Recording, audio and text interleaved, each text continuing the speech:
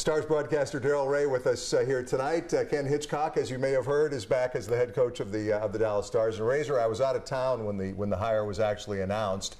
But one of the first things I thought was, I wonder what Razor thinks of this. What does Razor think of this? Well, Razor's on board with this, obviously, and not just for nostalgic reasons. I think he's the right type of coach for the Dallas Stars right now. They need somebody who is, to the nth degree detail-oriented and has a history of having really good defensive teams. Because if you look at where they're at right now, there's wonderful things within the group, but they have not been a good defensive club for a number of years, beyond just Lindy Ruff's tenure in behind the bench. So I think from that perspective, it's important to get somebody like that, whether it was Hitch or somebody else.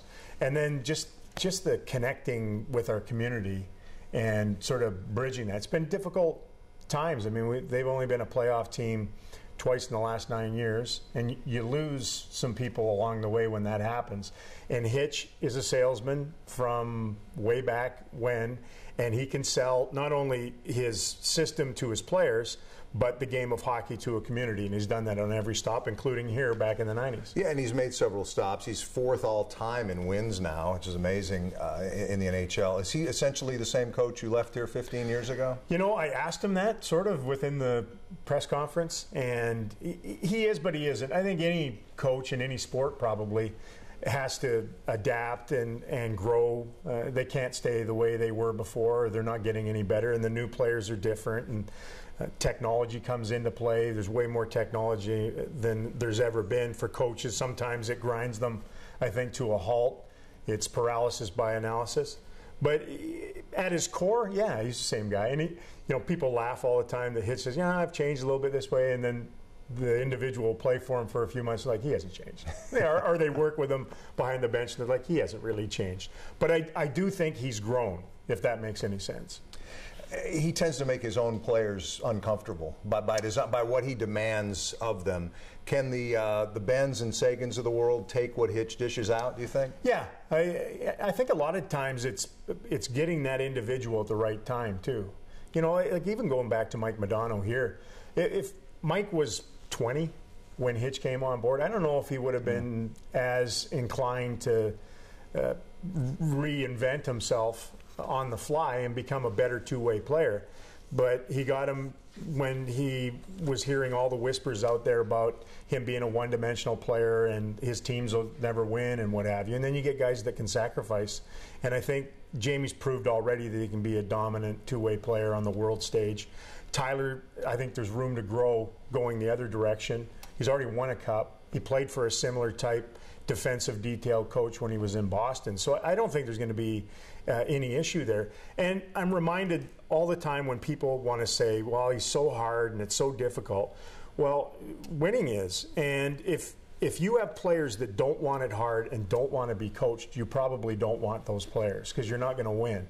And I think they're going to weed out individuals who don't want it as hard as Hitch can bring it. Even if Hitch's style catches on with this team and it's effective, can he win with these goaltenders?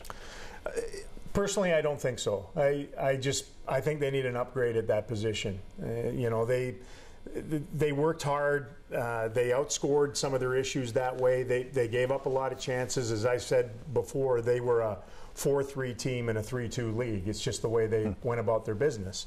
And they're going to be more a 3-2 and a 2-1 team, I think, going forward.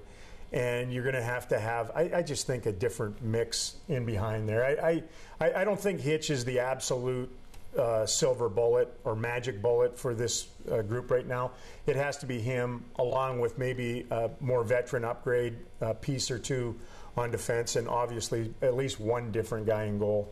Let me ask you, as a broadcaster, it was unusual in that you were thrust into the play-by-play duties because of the illness Dave Strader's been dealing with. What was it like for you to be in that chair this year? Well, it was growth. It was enjoyable. At the same time, it was difficult to say, well, I'm really enjoying this, because you had a friend and a colleague that was battling for his life, and you had a team that couldn't get any traction whatsoever. And as you know, you could be the greatest broadcaster on earth, and if the team or the games aren't going that well, it doesn't go that well. So we had to fight the fight all year. I thought we got better as it went along, and kind of found our stride as it moved along, Leds and I, and it was almost like having half a play-by-play guy and then 2.5 color guys on the same broadcast. Strader has just been awarded a major honor by the Hockey Hall of Fame. He continues to battle this thing, and it's been a really inspirational story. But just talk about the honor that he's received here. Well, he's going into the Hockey Hall of Fame. There's not a bigger honor than that for a broadcaster. The Foster Hewitt Award, it's named after the seminal broadcaster, play-by-play broadcaster in hockey, Foster Hewitt. And for him, I think at this time especially, no question he deserves it. When you look at his resume and where he started and all the big games that he called through the years, either for, I won't say the other networks here, but a lot of other networks, including Fox back in the day. There are other networks. Yes, and I just think for him, I've done a ton of interviews the last little while, people wanting to talk about Dave and coming back and doing some games. He did 5 for us. He's doing a few playoff games on another network. And I just said, you know what, Dave's better when hockey's in his life, and I think hockey's better when Dave's in its life. And this honor for him, I think, is just a perfect timing accolade for a guy that really, really deserves it. Who's going to win the Stanley Cup? The Washington Capitals. There you go. Okay. Yeah, we we can move on to something else if you want. I don't have enough knowledge to follow up on that. Be the Caps. Do you know why? Why is that, Razor? I'll tell you why, Deuce. Because they have won the President's Trophy 3 times. And no team that has ever won that trophy as the best regular season team in the National Hockey League has ever not won the Stanley Cup. Wow. That's a great fact. Daryl Razor Reaugh, thanks for the time. You're welcome. And the knowledge. Knowledge that I did not have. That you didn't really need either. I'm Mike Doocy, Fox 4 Sports.